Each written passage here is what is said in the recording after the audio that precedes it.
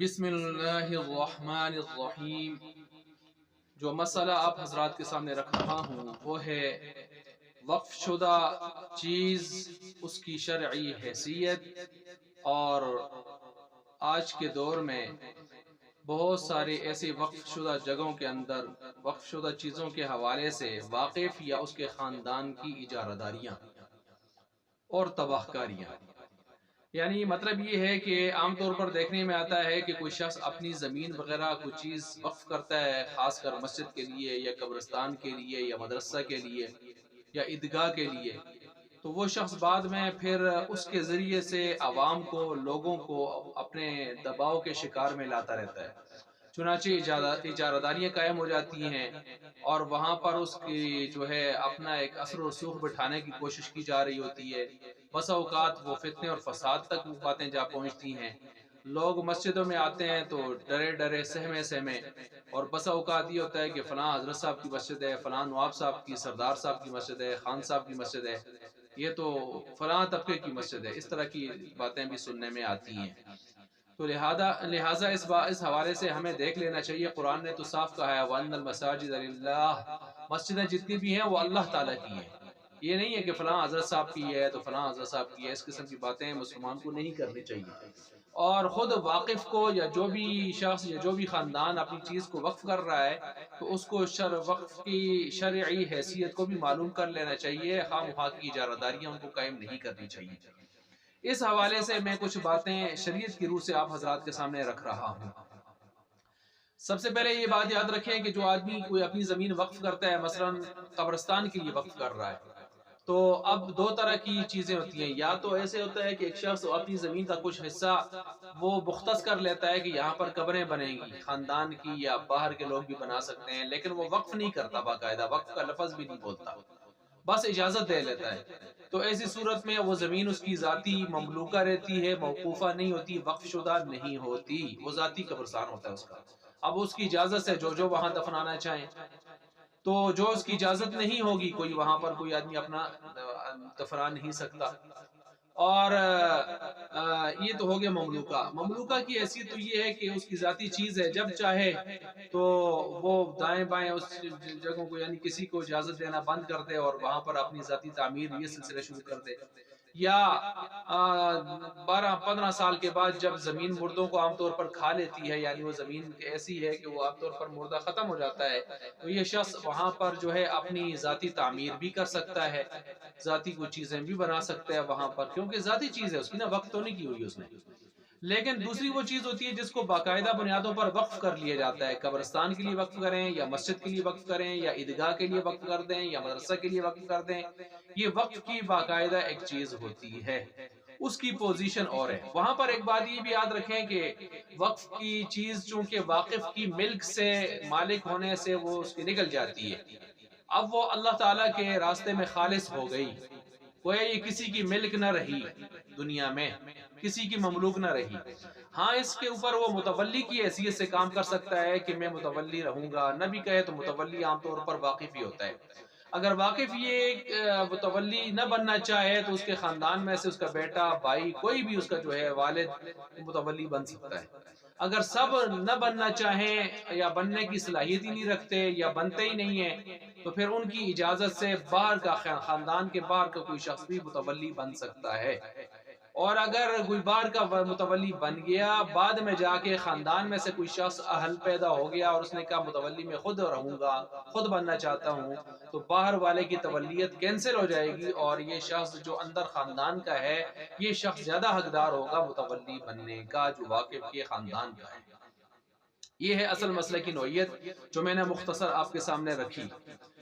اب اس کے ساتھ ساتھ یہ بھی یاد رکھیں کہ متولی کا یہ مطلب نہیں ہے کہ وہ اجارہ داری قائم کرے اور اپنی مرضی کے ساتھ جائز و ناجائز امور مختلف طریقوں سے سر انجام دینے کی کوشش کرے۔ متولی کا مطلب یہ ہے کہ نظام کو تعمیری انداز میں آگے لے کر چلنے والا ہو، آبادکاری کے انداز میں۔ ایسا نہیں ہے کہ وہ اجارہ داری قائم کرتا ہو، تخریبی نظام، فساد شروع کر دے، اس کی اسلام قطعاً اجازت نہیں دیتا۔ جب یہ مسئلہ کی اصل نوعیت آپ حضرات کے سامنے واضح ہو چکی ہے، تو اب اس کے بعد میں آپ کے سامنے یہ بات رکھ رہا ہوں کہ جو چیزیں، جو زمین جائیداد ہم وقف کر لیتے ہیں، اس کی شرعی پوزیشن کیا ہوتی ہے۔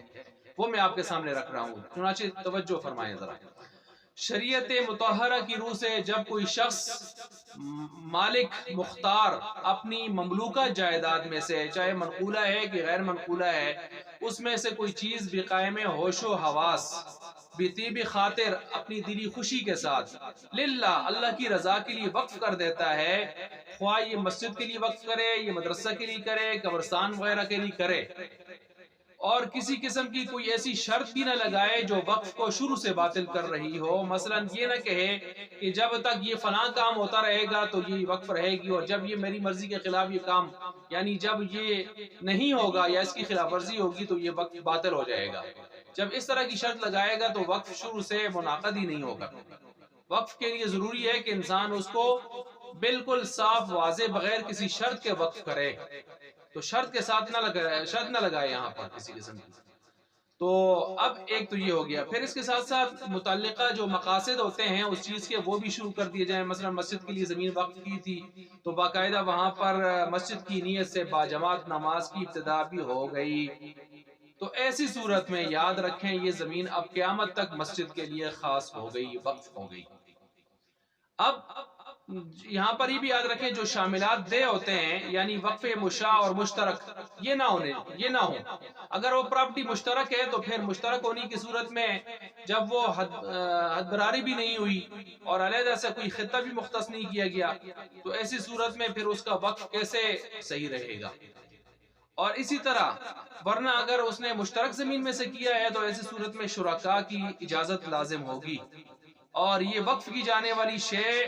چونکہ غیر مملوک اور حرام بھی نہ ہو، یہ بھی یاد رکھیں۔ غیر مملوک مطلب دوسرے کی چیز کو تو آدمی وقف نہیں کر سکتا نا، اپنی بھی مملوک ہونی چاہیے، اور حرام بھی نہ ہو، اور اسی طرح دیگر جو معنی وقف امر ہے وہ بھی نہ پایا جائے، کوئی ایسی چیز جو میں نے پہلے بھی مثال دے دی وہ بھی نہ پایا جائے، تو یہ وقف اب وہ ہے تام ہو چکا ہے۔ جب یہ وقف تام ہو چکا ہے تو اب اس کی شرعی پوزیشن کیا ہوگی وہ سماعت فرمائیں۔ پھر اس صورت میں یہ وقف جب مبرہن اور مسلم ہو چکا، واضح ہو چکا، ثابت ہو چکا، تو اب یہ شے موقوفہ جو ہے یہ واقف کی ملکیت سے ہمیشہ کے لیے نکل گئی۔ چنانچہ اب یہ واقف جو وقف کرنے والا شخص ہے اس شے کو، اس زمین کو، کسی بھی موقوف چیز کو جو اس نے وقف کی ہے اس کو تبدیل نہیں کر سکتا۔ یہ جو میں نے گزشتہ ساری آپ کے سامنے تفصیل رکھی اس کے بعد کی بات میں کر رہا ہوں، تو اس کی روح سے اب یہ تبدیل نہیں کر سکتا کہ نمازیں بھی پڑھی جا چکی ہیں مسجد کے نیت سے، باقاعدہ جماعتیں ہو چکی ہیں، اور اس کے بعد کہتا ہے بس یہ جگہ میں نہیں دیتا، کوئی اور جگہ دیتا ہوں، تو نہیں، تبدیل نہیں کر سکتا۔ نہ ہی مالکانہ دیگر تصرف کر سکتا ہے، مثلا بیچنا چاہے نہیں بیچ سکتا، ہبہ کرنا چاہے اب ہبہ نہیں ہوگا، مالک ہی نہیں ہے۔ وصیت کرنا چاہے کسی کو وہ زمین نہیں کر سکتا، کوئی تعمیرات کرنا چاہے نہیں کر سکتا، ذاتی مفاد میں استعمال کرنا چاہے نہیں کر سکتا، یہ ساری باتیں نہیں ہوگی، اور نہ ہی اس کے مرنے کے بعد اس کی میراث اس میں جاری ہوگی، بس اس کے ملک سے نکل چکی۔ نہ ہی کسی کو ذاتی استعمال کے لیے اعارہ کر سکتا ہے، اعارہ کا مطلب استعمال کے لیے دینا، نہیں دے سکتا، اس کی ذاتی چیز ہی نہیں، کس طرح دے سکتا ہے۔ نہ ہی یہ رہن رکھوا سکتا ہے اس کو، اور نہ ہی واقف اپنے وقف سے رجوع کر سکتا ہے، بس میں وقف واپس لیتا ہوں جی، میں بھول گیا، یا بس میں واپس کر رہا ہوں، نہیں، اب وقف سے رجوع بھی نہیں کر سکتا۔ نہ ہی ملکیت کا دعویٰ کر سکتا ہے، اور عمومی وقف ہونے کی صورت میں پھر بعد میں کوئی وارث اپنی طرف سے کسی کو روک ٹوک بھی نہیں کر سکتا، اور کیونکہ واقف کی نیت کی رعایت بھی لازم ہے، یعنی جب واقف نے اس کو اہل اسلام کے لیے مطلقاً وقف کی ہے، اب کوئی ایسا نہیں ہے کہ فلاں کو روک ٹوک کر دی جائے، ایسے کر دی جائے، یہ نہیں ہو سکتا، اس طرح ترتیب نہیں ہو سکتی۔ یعنی جو بھی مسلمان ہے اس میں نماز پڑھ سکتا ہے، چاہے کسی فرقے کا بھی ہے، جو مسلمان ہے اس کی بات ہو رہی ہے، تو روک ٹوک نہیں ہو سکتی، تو اس طرح نہیں ہے۔ اور نہ ایسی موقوفہ زمین پر بعد میں وقف جو ہے وہ اگنے والے درختوں کو وہ ذاتی استعمال میں لا سکتا ہے، یعنی جب اس نے وقف کر دیا نا زمین کو، اس کے بعد اگر کوئی اس کے اوپر درخت وغیرہ اگ رہے ہیں تو ان درختوں کو اپنی ضرورت میں نہیں لا سکتا، بس یہ بھی اب وقف کا ہی مال ہے۔ بلکہ ایسے درخت اگر ضرورت کے تحت فروخت کر کے کاٹے جا رہے ہیں تو ایسی صورت میں ان کی جو قیمت ہوگی خود اسی مصرف میں یعنی قبرستان میں یا مسجد پر یا ایسے ہی دوسرے اجتماعی مفاد میں جو موقوفہ جگہ ہیں موقوفہ سلسلے ان میں لگ سکتی ہے، لیکن ذاتی استعمال میں نہیں لگ سکتی، اس کو ذاتی استعمال میں لانا ناجائز اور حرام رہے گا، کیونکہ یہ بصورت وقف تام یہ شے مکمل طور پر بندوں کی عارضی ملکیت سے نکل چکی ہے، اور اب یہ خالصتاً اللہ تعالیٰ کے لیے جو ہے اللہ کی ملکیت